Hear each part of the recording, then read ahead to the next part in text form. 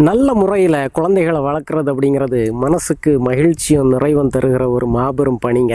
ஆனாலும் இதில் சவால் இல்லாமல் இல்லை. அதுலேயும் பாருங்கள், குழந்தை வளர்ப்புக்குன்னு தரப்படுற சில ஒழுங்குமுறைகள் எல்லாருக்கும் பொருந்துறதில்லை. வேடிக்கையாக கூட சொல்லுவாங்க, ரமேஷை வளர்க்குறதுக்கு அவங்க பெற்றோர் பயன்படுத்துகிற வழிமுறைகள் மகேஷை வளர்க்குற அப்பா அம்மாவுக்கு பொருந்தாதுன்னு சொல்லுவாங்க. ஒவ்வொரு குழந்தைகளையும் வளர்க்குறதுக்கு நிச்சயமாக வேற வேற வழிமுறைகளைத்தான் நம்ம பின்பற்ற வேண்டியது இருக்குங்க. ஒவ்வொரு குடும்பமும் வித்தியாசம், ஒவ்வொரு குழந்தைகளும் வித்தியாசமாக இருக்கிறாங்க, சூழல்கள் வித்தியாசமாக இருக்குது.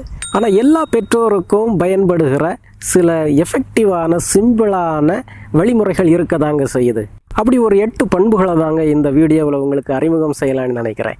இந்த பண்புகளை பார்த்து அதை அப்படியே கடைபிடிச்சு உங்களுடைய குழந்தைகள்கிட்ட நீங்கள் அன்போடும் பொறுமையோடு நடந்துக்கிட்டாலே அந்த குழந்தைகள் தைரியமாக நல்ல பண்புகளில் வளர்கிறதுக்கு நிச்சயமாக வாய்ப்பாக இருக்கும். முதலாவது பார்த்தீங்கன்னா, குழந்தைகளுக்கு கவனமாக செவி கொடுங்கங்க.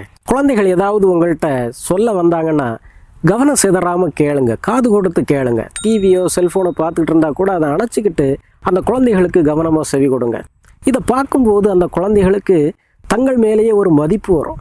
அப்போ அம்மா டிவியை விட செல்ஃபோனை விட என்னை முக்கியமாக கருதுகிறாங்க, என்னுடைய உணர்வுக்கு மதிப்பு கொடுக்குறாங்க, என்னுடைய கருத்துக்கு செவி கொடுக்குறாங்க அப்படிங்கிறத அந்த குழந்தை புரிஞ்சுக்கும். நீங்கள் குழந்தைக்கு செவி கொடுக்காம டிவியும் பார்த்துட்டு சொல்லு சொல்லு அப்படி சொன்னீங்கன்னா, இந்த வீட்டில் பிள்ளையா பிறந்ததுக்கு பேசாமல் டிவியாக பிறந்திருக்கலாம். அப்போவாவது அம்மா என்னையே ஒத்து பார்த்துக்கிட்டு நான் சொல்கிறத கேட்டுக்கிட்டு இருந்திருப்பாங்க, நான் டிவியாக பிறக்காமல் போயிட்டேனே அப்படி சொல்லி தலையில் அடிச்சுக்குவாங்க. ரெண்டாவது பார்த்தீங்கன்னா, குழந்தைகள்கிட்ட நம்ம கொஞ்சம் பொறுமையாக நடந்துக்கணுங்க. குழந்தைகள் நிச்சயமாக தவறு செய்கிறவங்க தான், நாமும் குழந்தைகளாக இருக்கும்போது தவறு செய்தவங்க தான்.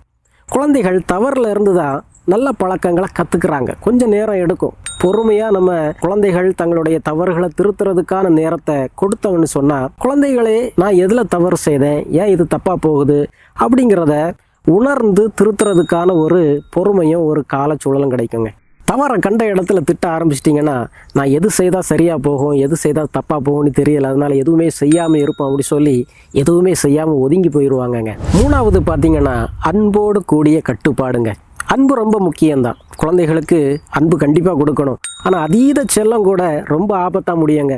எப்படி அதீத வேகம் ஆபத்துன்னு சொல்கிறாங்களோ அதுபோல தான் குழந்தைகளுக்கு கண்ட மேனிக்கு அன்பு கொடுக்கறது, அதீத செல்லம் கொடுக்கறது. சில ஒழுங்குமுறைகள் கட்டுப்பாடுகள் வாழ்க்கையில் தேவைதாங்க. அதை குழந்தைகளுக்கு அறிமுகப்படுத்தி தான் ஆகணும். எப்படி போக்குவரத்தில் ரோட்டில் சில விதிமுறைகளை வச்சுருக்கிறாங்களோ அதுபோல் குடும்பத்துலேயும் குழந்தைகளுக்கு சில விதிமுறைகளை அறிமுகப்படுத்தி தான் ஆகணும். ஒழுக்கமாக வாழ்கிறதுக்கு, வாழ்க்கையில் வெற்றி அடைகிறதுக்கு இந்த ஒழுங்குமுறைகள்லாம் தேவை அப்படிங்கிறத அன்போடும் பொறுமையோடு அந்த குழந்தைகளுக்கு விளக்கி சொல்லி கொடுக்கணும். குழந்தைகளை ஒழுக்கமாக வளர்க்க சில விதிமுறைகளை கட்டுப்பாடுகளை போடுறேன்னு சொல்லி அந்த குழந்தைகள் பின்பற்ற முடியாத அளவுக்கு கடினமான விதிமுறைகளை போடாதுங்க. அதில் ஒரு நியாயம் இருக்கணும், எல்லோருமே பின்பற்றுறது மாதிரி இயல்பாக இருக்கணும்.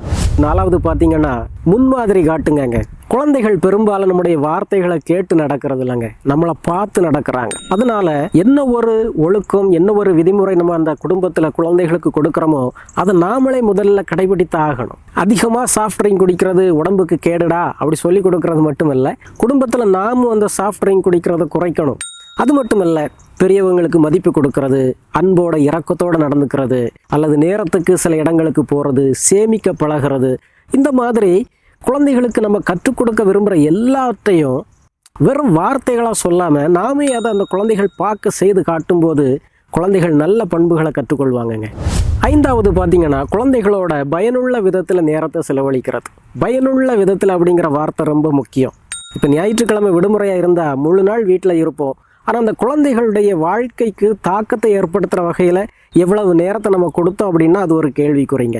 குழந்தைகளை விளையாடப்போ அப்படி சொல்லி அனுமதிக்கிறது மட்டுமல்ல, அந்த குழந்தைகளோடு சேர்ந்து விளையாடணும். குழந்தைகள் வீட்டு பாடம் செய்யும் போது கூட உட்கார்ந்து இருக்கணும். இப்படி அந்த நேரத்தை செலவிடும் போது தான் குழந்தைகளுக்கு இயல்பாகவே என்ன திறமை இருக்குது அப்படிங்கிறத நீங்கள் கண்டுபிடிக்க முடியுங்க.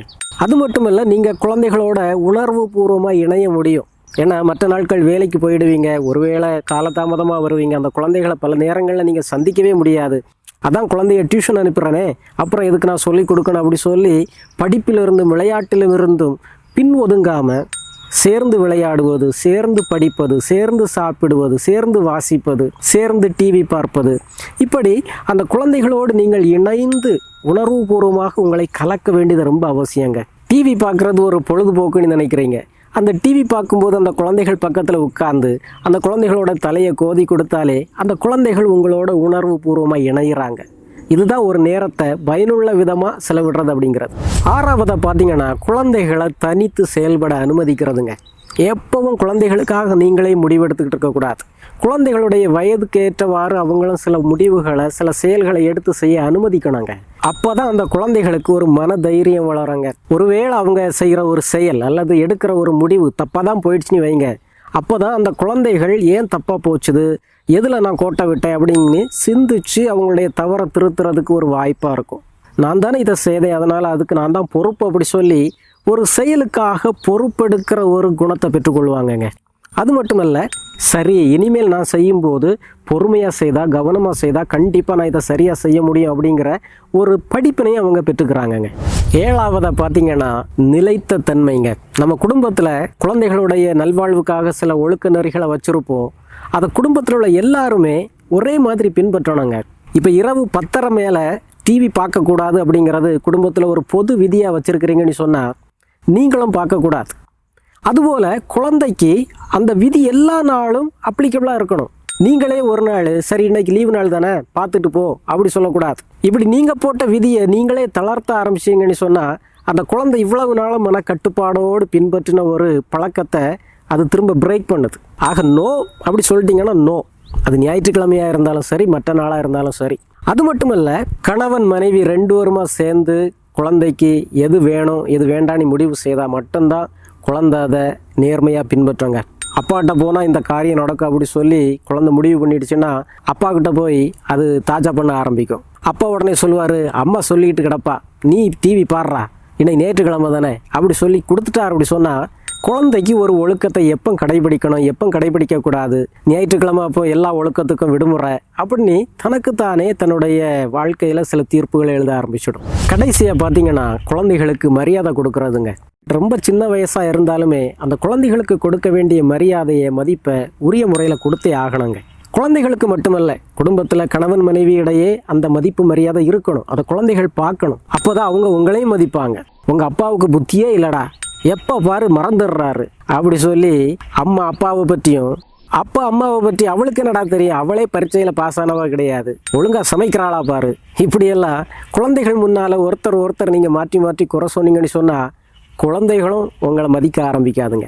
நீங்கள் இருவரும் இணைந்து குழந்தைகளை மதிக்க வேண்டும். அதுபோல் குழந்தைகள் முன்னால் நீங்களும் ஒருவரை ஒருவர் மதிப்போடு நடத்த வேண்டும், பேச வேண்டும். ரொம்ப முக்கியம்.